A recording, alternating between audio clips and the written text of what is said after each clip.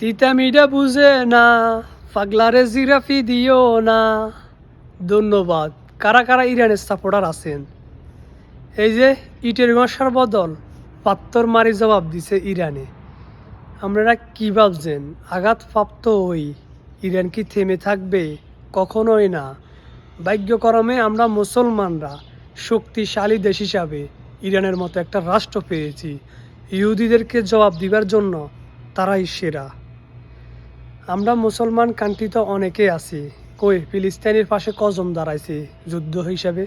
ইউমান Iran এই দুইটা রাষ্ট্র ছাড়া আর কোনো রাষ্ট্রকে আমি দেখলাম না যে ফিলিস্তিনের হয়ে যুদ্ধ করছে।